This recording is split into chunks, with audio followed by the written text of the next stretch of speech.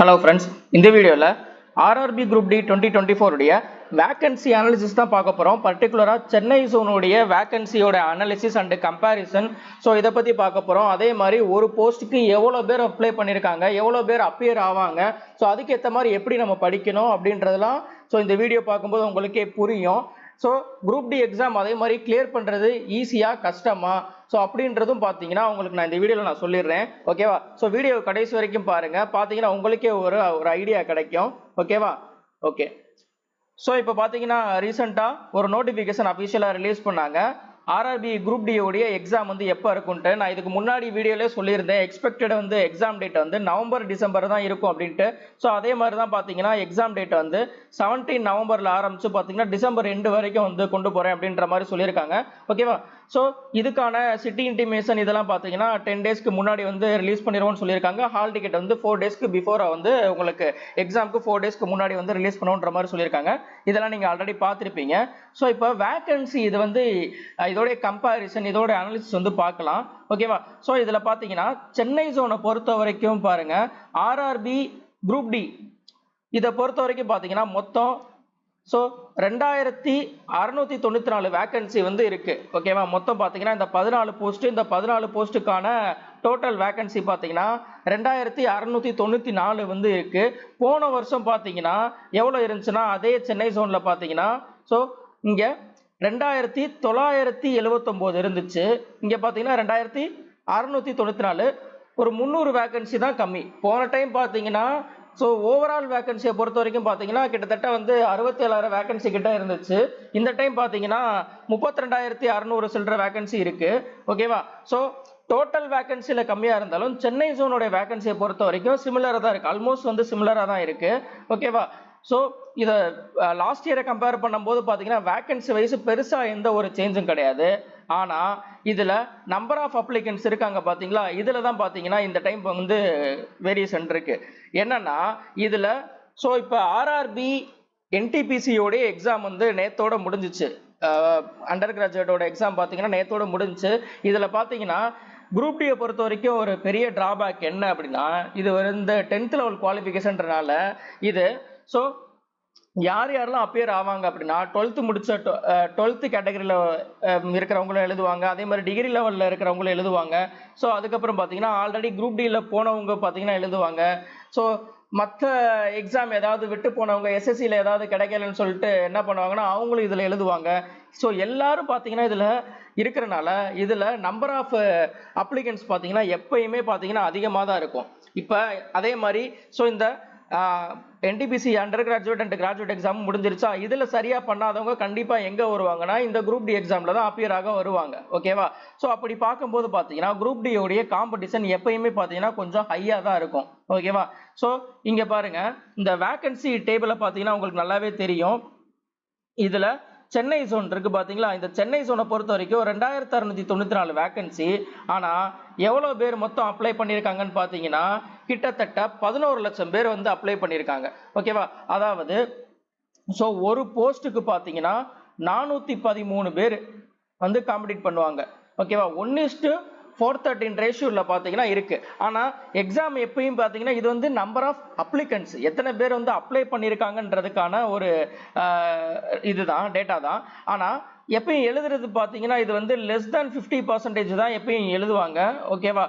So ஏன்னா so இது level 1 போஸ்ட்ன்றனால பார்த்தீங்கன்னா வேற ஏதாவது எக்ஸாம் கிளியர் பண்ணவங்க பார்த்தீங்கன்னா அதில் போயிடுவாங்க. சில பார்த்தீங்கன்னா சும்மா வந்து ரிலேட்டிவ்ஸ் இல்லை யாராவது சொன்னாங்கன்றதுக்காக சும்மா வந்து அப்ளை பண்ணி வச்சிருப்பாங்க. அந்த மாதிரி கேண்டிடேட்ஸ்லாம் பார்த்தீங்கன்னா வரமாட்டாங்க. சீரியஸாக இதில் கவர்மெண்ட் எக்ஸாம் போகணுன்ட்டு இருக்கிறவங்க தான் பார்த்தீங்கன்னா இதை வந்து எக்ஸாம் எழுதுவாங்க. ஓகேவா? ஸோ இதில் எப்படி பார்த்தாலும் ஒரு லெஸ் தென் 50% வச்சாலுமே பார்த்தீங்கன்னா 1:200 ரேஷியோவில் நீங்கள் எழுதுகிற மாதிரி இருக்கும். அதாவது ஒரு போஸ்ட்டுக்கு நீங்கள் அப்ராக்சிமேட்டாக பார்த்தீங்கன்னா ஒரு 200 பேர் நீங்க போட்டி போடுற மாதிரி இருக்கும். 200 பேர்ல நீங்க ஒருத்தரா நீங்க வரணும். ஸோ அப்ப பார்த்துக்கோங்க இதுக்கான காம்படிஷன் எப்படி இருக்கும் அப்படின்றத. இதை நான் ஏன் இதை சொல்ல வந்தேன் அப்படின்னா, இது குரூப் டி எக்ஸாம் ரொம்ப ஈஸியா இருக்கும். போஸ்டிங் வந்து ஆஃபர் லெட்டர் வீட்டிலே வந்து கொடுத்துட்டு போயிடுவாங்க அப்படின்லாம் எதுவுமே நினைக்க வேணாம். ஏன்னா இது பார்த்தீங்கன்னா எவ்வளோ பேர் வந்து எழுதுறாங்கன்றதுக்கான ஒரு அவேர்னஸ் தான் நான் மெயினாக வந்து இதை சொல்லணும்னு வந்தேன். ஏன்னா இதை வந்து அசால்ட்டாக விட்டுறக்கூடாதுன்றதுக்காக தான் மெயினாக வந்து ஒரு ஜென்டல் ஒரு ரிமைண்டர் கொடுக்கணுன்றதுக்காக தான் வந்து நான் இந்த வீடியோவை மெயினாக போஸ்ட் பண்ணேன்.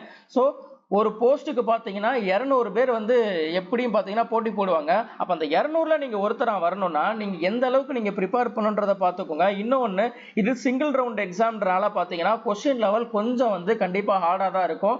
ஸோ இந்த என்டிபிசி எக்ஸாம் மாதிரி இல்லாமல் கொஞ்சம் பார்த்தீங்கன்னா கொஞ்சம் டஃப்பாக கேட்கறதுக்கான வாய்ப்பும் இருக்குது. அதே மாதிரி ஜிகேல பார்த்தீங்கன்னா நல்லாவே இன்டெப்த்தாக கேட்பாங்க. அப்போ நீங்கள் இதெல்லாம் நீங்கள் நல்லா படித்து நீங்கள் நல்லா ப்ராக்டிஸ் பண்ணி நல்லா டெஸ்ட் போட்டு மார்க் இம்ப்ரூவ் பண்ணால் மட்டும்தான் பார்த்தீங்கன்னா ஸோ இதில் நீங்கள் நல்லா ஸ்கோர் பண்ண முடியும். அது போக பார்த்தீங்கன்னா இதில் ஸ்கோர் பண்ணதுக்கப்புறம் ஃபிசிக்கல் இருக்குது, அடுத்து மெடிக்கல் இருக்குது. ஸோ இதெல்லாம் நீங்கள் ஃபினிஷ் பண்ணதுக்கப்புறம் தான் உங்களுக்கு இந்த போஸ்டிங்கே கன்ஃபார்ம் ஆகும். ஓகேவா? ஸோ அதனால நீங்கள் எதையுமே அசால்ட்டாக விட வேணாம். நான் ஆல்ரெடி சொன்னது தான், கவர்மெண்ட் எக்ஸாம் கிளியர் பண்ணுறதுன்றது பார்த்தீங்கன்னா ஸோ ரொம்ப ரொம்ப கஷ்டமான ஒரு விஷயம் தான். ஆனால் இம்பாசிபிள்ன்றது கிடையாது. அது நீங்கள் எந்த லெவலில் நீங்கள் ப்ராக்டிஸ் பண்ணுறீங்க, எவ்வளோ நீங்கள் எஃபோர்ட் போடுறீங்க, ஸோ அப்படின்றத பொறுத்து மட்டும்தான் உங்களுக்கு வந்து இந்த ஜாப் வந்து கன்ஃபார்ம் ஆகும். அவ்வளோ சீக்கிரம் வந்து உங்களுக்கு கிடைக்கும். ஓகேவா?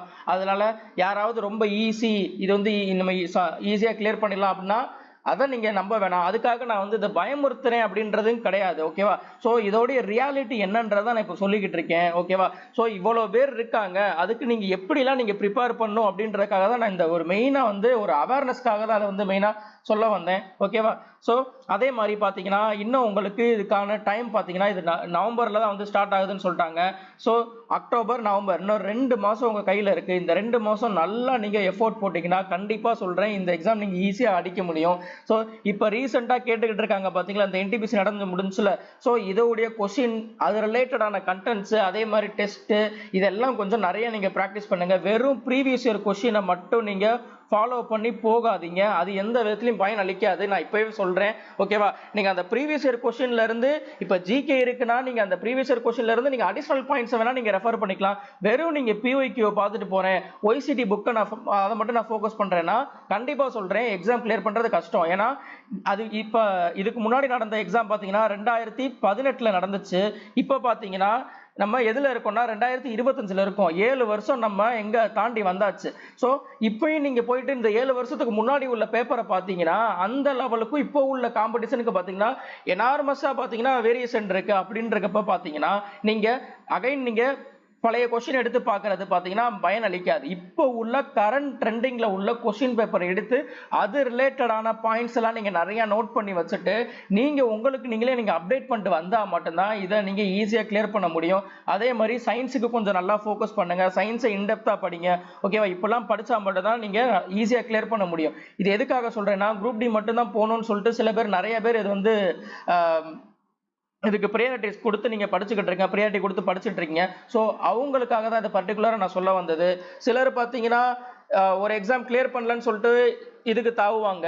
ஸோ அவங்களுக்கு மெயினாக இல்லை, இதை வந்து மெயினாக சொல்கிறதே பார்த்தீங்கன்னா இந்த குரூப் டி எக்ஸாம்னு ஃபோக்கஸ் பண்ணுறவங்க இருக்காங்க பார்த்தீங்களா, அவங்களுக்கான ஒரு அவேர்னஸ் வந்து இதை நான் சொல்லணும்.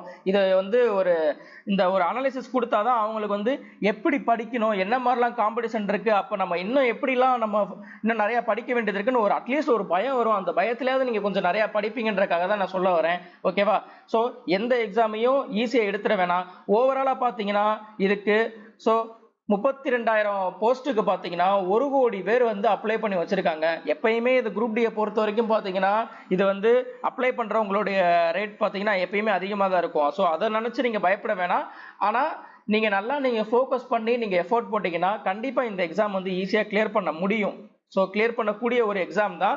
ஆனால் அதுக்கான எஃபோர்ட்டு நீங்கள் கொஞ்சம் அதிகமாக போடணும். ஓகேவா? ஸோ மெயினாக பார்த்தீங்கன்னா இந்த ஒரு அனாலிசிஸ் சொல்லி உங்களுக்கான ஒரு அவேர்னஸை கிரியேட் பண்ணணும், இது எப்படி இருக்குது, இன்னும் நம்ம எப்படிலாம் ப்ரிப்பேர் பண்ணணுன்றதுக்காக இதெல்லாம் சொல்லணுன்றதுக்காக தான் இந்த வீடியோ வந்து போட்டது.